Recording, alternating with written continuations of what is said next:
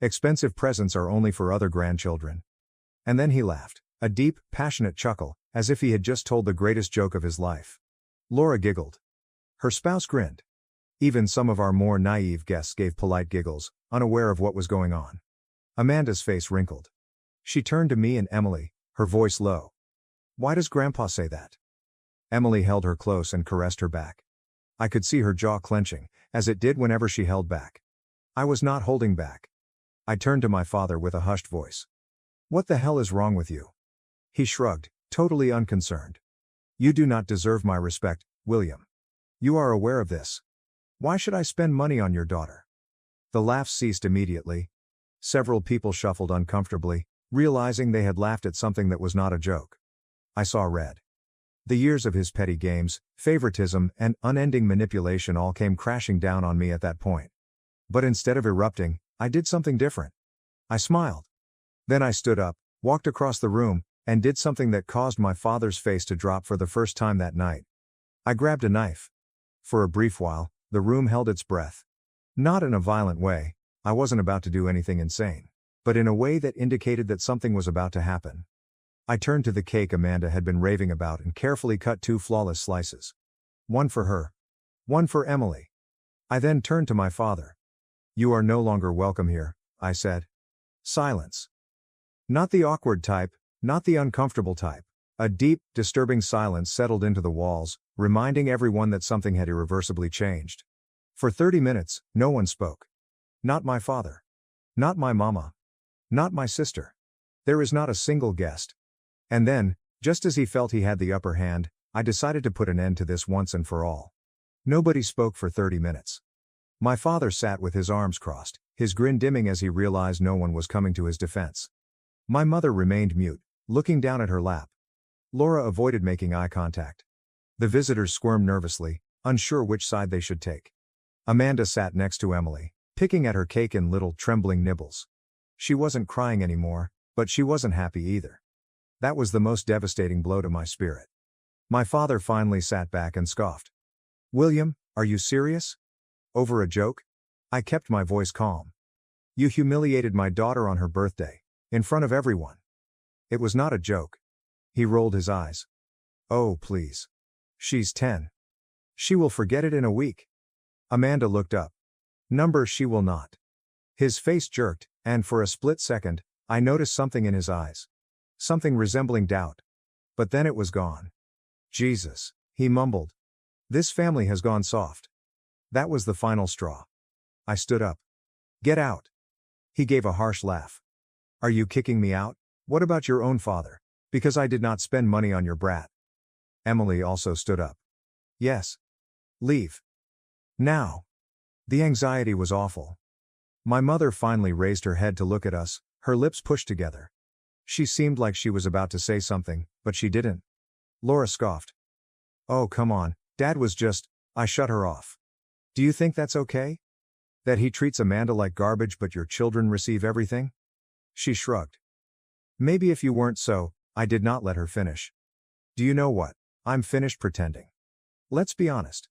Dad never respected me, and that's okay. He's always preferred you and your children, fine. But I've had enough of making Amanda feel inferior. It ends today." My father shook his head and pushed the chair back. "Unbelievable, the victim complex is on you." I stepped closer. "Is there a victim complex? You strolled into my daughter's birthday celebration and handed her a goddamn cane, laughing about how you only purchase presents for Laura's children. That is not a joke. That's you being a selfish, bitter old man." For the first time, he had no response. He just stood there, mouth hard and fists clenched. I turned to my mother. "And you? Are you going to sit there and let him do this?" She paused. Then, in a softer tone than I anticipated, she said, "I didn't know he was going to do that." That was the moment when everything changed again. My father looked at her, his eyes hardening. "Excuse me?" She cleared her throat and straightened up in her seat. I knew he preferred Laura's kids, but I didn't realize it would go this far.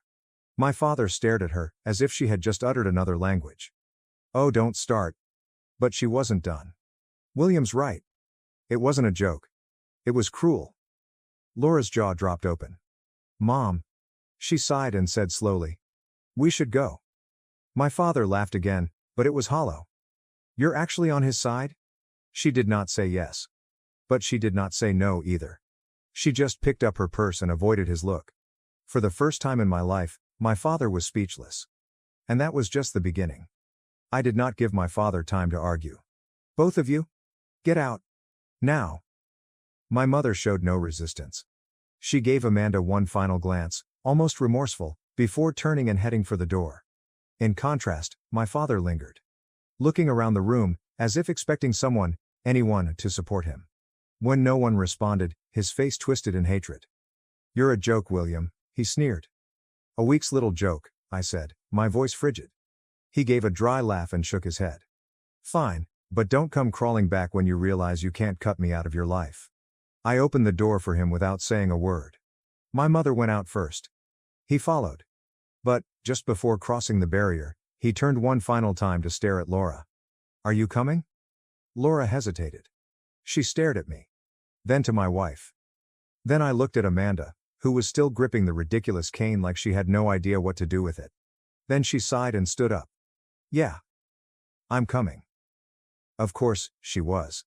She grabbed her husband's arm, and they followed my parents out. The door closed behind them. For a few seconds, nobody moved. The guests were transfixed, waiting for some sort of cue on what to do. However, there was nothing to say. There's nothing to do. Amanda broke down. She burst into tears and buried her face on Emily's stomach. Emily knelt down, whispering softly and rubbing her back. I crouched alongside her, placing a hand on Amanda's shoulder. Honey, I spoke sweetly. It's okay. She sobbed. Why does Grandpa hate me? Emily closed her eyes and drew a long breath. I clenched my fists and forced my voice to be quiet. He doesn't hate you. He doesn't know how to be a good person? She sniffed. But he's nice to Laura's kids. I swallowed the lump in my throat. I know, honey. And it's not fair. But listen to me. We love you more than anything. You don't need him to be happy. She wiped her nose against her sleeve. But my party is ruined. That section hurt the most. Because she was correct. The air in the room was heavy. Nobody was laughing. Nobody was celebrating. Guests shifted awkwardly, with some making fast excuses to leave. The supposedly flawless birthday party had turned into a disaster. Emily and I tried our best to lighten the mood. But the harm had been done. The candles were already melted. The present seemed pointless. Amanda attempted to grin. She tried to act as if everything was fine. But she wasn't. And that's when I made my decision. This was not over. I was not going to let my father walk away thinking he had won. He thought he could embarrass my daughter and get away with it. I was about to make him regret it. Did he wish to play cruel games? Fine. I'd play too, but I'd do it intelligently. Revenge was on the way. And he wouldn't notice until it was too late. My father has always valued control. He constructed his life around it, manipulating my mother, my sister, and, most importantly, attempting to control me. But no matter how hard he tried, he could never take control of my business. I started from nothing. Long hours, endless sacrifices. Pushing through each setback. When it eventually took off, my father had the audacity to claim credit. He never invested $1. Never offered guidance. Never lifted a finger to assist. However, once it grew successful, he began to act like a co-founder. He introduced me to everybody as if I worked for him. He referred to it as our business, despite the fact that he was not involved. And the worst part? I let it slip for years. Because deep down, I believed that if I made him feel important, he would eventually appreciate me. This was a mistake. After Amanda's birthday, I stopped putting things off. The following morning, I called my lawyer. Cut him out. Completely, I replied. My lawyer remained silent for a second. Are you sure? Your father is not officially named anywhere, but he's functioning as a... He is nothing. Make this official. And with that, I closed the door on him forever. He didn't notice at first. He was too busy pouting, perhaps expecting me to return with an apology.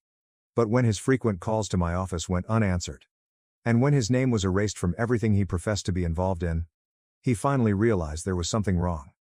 Then the storm struck. He arrived at my office unannounced and brushed by my secretary as if he owned the place. William, he exclaimed. What the hell is going on? I reclined back in my chair, quite relaxed. I don't know what you're talking about. His face was already crimson. I called the bank today, and they won't give me any information. I contacted your board of directors. Suddenly, I'm not welcome at their meetings. What the hell are you playing at? I shrugged. You stated I did not deserve your respect, so why should you be involved in my business? His jaw clenched. I built it with you. I laughed. Number, I built it. You just want to act like you did. You ungrateful little. Be careful, I warned. You are in my building, and I owe you nothing. For the first time in his life, my father appeared lost. I could see it in his eyes. He'd spent years pretending to be king. He walks about with his chest out. He's talking about his company. His influence. And suddenly it was gone. He had nothing. And the best part? He'd done it to himself. He stepped closer, attempting to reclaim control. Do you honestly believe you can just cut me out? I already have. His breathing was heavy. He looked at me as if he intended to strike me, yell at me. Something. There was nothing he could do. No leverage, no power. I could almost see his ego crumble. You'll regret this, he eventually shouted, his voice quivering with wrath. You need me? I smiled. No, father. I never did. Then I phoned security. Security didn't even need to touch him. The moment I hit the button on my desk, two tall, broad-shouldered males entered my office. My father took one glance at them and understood how pitiful he must have appeared, an elderly man having a tantrum in a place where he had no authority. Are you serious? He hissed. I tilted my head. Do you think you can come in here and make demands? This is not your house. This is not your business. You have no authority here. And you never did. He scoffed and shook his head, but I noticed his hands tensed at his sides. He was unraveling. You think you're untouchable, he whispered, to himself rather than to me. But son, let me remind you that I am still your father. You don't get to erase me simply because you have a meltdown. I smiled. I already have. And believe me, Dad, it feels wonderful. The guard stepped forwards. And for a moment, I thought he was going to fight back. His fists clenched. His chest heaved out, as if he were preparing to punch. But then something unexpected occurred. The office door opened again, and my mother entered. She was not meant to be there. I hadn't communicated with her since the party, and I had certainly not invited her. But there she was, standing in the doorway, staring between me and my father, with an expression I couldn't place. Howard, she murmured quietly to my father, come with me. His gaze shifted to hers. His rage quickly turned to perplexity. What are you doing here? She took a breath and glanced at me. William, can we talk alone? I paused, then nodded to the guards. Give us the room. They stepped out and closed the door behind them. Now it was just the three of us. Mom, whatever you're about to say, I began. But she raised her hand. I know you're angry, she said. And I do not blame you. What your father did was incorrect. I should have stopped him long ago. My father's head snapped towards her. Barbara, what the hell? She ignored him. But you have to listen to me. I crossed my arms. Go ahead. She paused. He then mentioned something I didn't expect. I want out. I blinked. Out of what? She gulped hard. This. Him. The life I've been stuck in for decades. My father's face had lost its color. What are you talking about? She turned to face him. For the first time in my life, I noticed pity in her eyes. Howard, I've spent my entire life keeping quiet. I'm watching you play favorites. Watching you put down William because you can't take the fact that he's better than you. His mouth opened, but no words emerged. She turned back to face me. I should have left long ago. But I was terrified. I'm afraid of losing my house, security, and having to start over. She took a deep breath. But I'm not afraid anymore. I stared at her, trying to understand what she was saying. Are you divorcing him? I asked slowly. She nodded. If you help me? My father smashed his fist on the desk. Are you losing your mind? She flinched, but did not back down. No, Howard. I believe I'm finally sane. He turned toward me, his face distorted with wrath. This is your fault, he fumed. You're poisoning her against me. I leaned back in my chair, arms crossed. No, father. You did it all by yourself. For the first time in his life, my father appeared completely powerless. And it was gorgeous. My father was shaking. His face, once crimson with wrath, had faded to an unhealthy pallor. He glanced at my mother and me, as if he couldn't comprehend what was going on. Are you serious? He spoke in hushed tones. Are you truly abandoning me? My mother nodded, her hands by her sides. Yes, Howard. I am. His breathing was irregular now. You are making a mistake. You think? Do you think he will take care of you? Do you think William will save you? He gave a sour laugh. Newsflash, Barbara. You walk out on me, and you get nothing. I tilted my head. Are you certain about that? He scoffed. What the hell does that mean? I leaned forward and drummed my fingertips against the desk. You've never taken care of the finances, Dad. You never bothered. Mom did. You just barked orders and assumed you had complete control. His gaze darted to her. Barbara. She stared at me and then back at him. Then she dropped the bomb. I've already spoken with the lawyers. I own everything in my name, including half of the house and half of the funds. Considering how much I've endured over the years, I'm going after more. My father opened his mouth, but no words came out. I smiled. Oh, and since you like to pretend that my business was your business, I had my legal team do some digging. He tensed. Turns out you took out loans in your name, assuming I'd cover them with company funds. His breath caught. What happens if the loans aren't paid? I continued. The bank does not come for me. They come for you. He glanced at me, realizing how low he had fallen. You're lying.